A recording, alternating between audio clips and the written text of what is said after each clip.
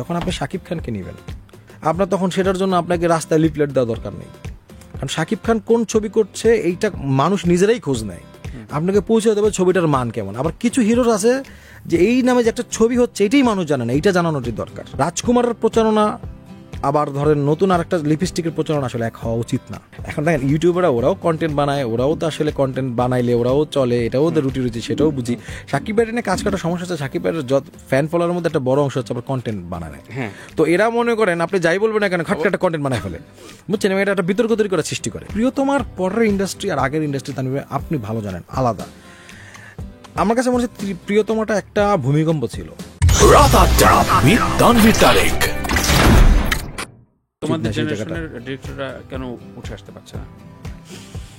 উঠে আসতে পারছে না বলবো না, কাজ তো অনেকেই করছে, তো উঠে আসবে। দেখেন প্রিয়তমার পরের ইন্ডাস্ট্রি আর আগের ইন্ডাস্ট্রি আপনি ভালো জানেন আলাদা। আমার কাছে মনে হচ্ছে প্রিয়তমাটা একটা ভূমিকম্প ছিল। যেমন ঢাকা শহরের একটা আছে না, একটা এক সেট আপ আছে, যখন আল্লাহ না করুক কোনো ভূমিকম্প বলে কিন্তু আবার নতুনভাবে তৈরি হবে। তো আমাদের ইন্ডাস্ট্রি আসলে প্রিয়তমা একটা ভূমিকম্প ছিল, এখন নতুন করে তৈরি হচ্ছে। যারা কাজ করছিল তারাও দেখবেন সুন্দর সুন্দর কাজ করবে, ভালো ভালো কাজ আসবে। এইবারও ধরেন লিপস্টিক আমি দেখলাম যারা দেখছে অনেকে পছন্দ করছে, দেয়ালের দেশ আসতেছে, এতগুলো ছবি আসা ঠিক হয়নি, কিন্তু এই যে নানান ধরনের কাজ হচ্ছে এইটাও কিন্তু একটা এক্সপেরিমেন্ট।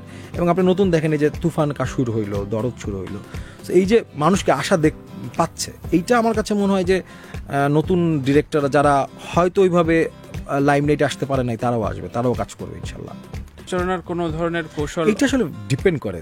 তুমি কোনটা আমার এখন দেখেন যখন আপনি শাকিব খানকে নেবেন তখন যখন না অবশ্যই দরকার আছে, কিন্তু সেটা সেই লেভেলের আপনার তখন সেটার জন্য আপনাকে রাস্তায় লিফলেট দেওয়া দরকার নেই, কারণ শাকিব খান কোন ছবি করছে এইটা মানুষ নিজেরাই খোঁজ নেয়, আপনাকে পৌঁছে দেবে ছবিটার মান কেমন। আবার কিছু হিরোর আছে যে এই নামে যে একটা ছবি হচ্ছে এটাই মানুষ জানে না, এইটা জানানোটি দরকার।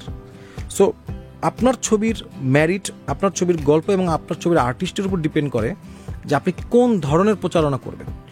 রাজকুমারের প্রচারণা আবার ধরেন নতুন আর একটা লিপস্টিকের প্রচারণা আসলে এক হওয়া উচিত না, এক হওয়া দরকারও নেই, কিন্তু কোনো নেগেটিভ প্রচারণাই আসলে কাজ করে না, মানে এটা বরং বুমেরাং হয় পরবর্তীতে যে। আচ্ছা আচ্ছা, আপনার রাজকুমারের সাকসেসের পর তোমার ফলোয়ার রেমুনারেশন প্রেমিকার সংখ্যা কেমন বাড়লো? না ফলোয়ার খুব একটা বাড়ে না, কারণ আমি ফেসবুকে খুব একটা অ্যাক্টিভ না, জাস্ট এবারকে তাও কিছু শেয়ার দিছি, কিন্তু না। বাট আর এবার তো বকা টকা খেয়ে আমি আরো মনে করেন যে ঘুরে নিয়ে আসছি। এবার অ্যাকশন ফিল্ম দিয়ে দেখাই না দেখাই দেবো বিষয়টা না থাকে না, নিজের কাছে তো ভালো লাগে। তার মনে করেন আপনি একটা সিকোয়েন্স আপনি গান বানান না, সিকোয়েন্স রাখবা যে 20টা ইউটিউবারে মারতেছো খামাখা পিটাইতেছো কাদায় ফেলায়। এখন দেখেন ইউটিউবাররা ওরাও কন্টেন্ট বানায়, ওরাও তো আসলে কন্টেন্ট বানাইলে ওরাও চলে, এটাও ওদের রুটি রুচি, সেটাও বুঝি।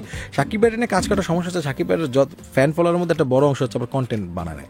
তো এরা মনে করেন আপনি যাই বলবেন না কেন খাটকা একটা কন্টেন্ট বানায় ফেলে, বুঝছেন, এটা একটা বিতর্ক তৈরি করার সৃষ্টি করে। এটা হচ্ছে আসলে সাকিব খানের মতো বড় স্টার নিয়ে কাজ করাটার সুবিধা অনেক, অসুবিধা দুই একটা আছে। যেমন ধরেন যখন কোনো একটা মন্ত্রণালয়ের সচিব সিনেমাটা দেখছে, ঠিক একই সময়ে রংপুরের কোনো একজন শ্রমিক বা কোনো একজন রিক্সাওয়ালা সিনেমাটা দেখছে। আমি কাউকে ছোট করছি না, কিন্তু তাদের দুজনের টেস্ট তো আলাদা। এখন একই সিনেমা দিয়ে এই দুজনকে খুশি করা এটা তো তানভীর ভাই এটা একটা মানে অসাধ্য কাজ, তাই না?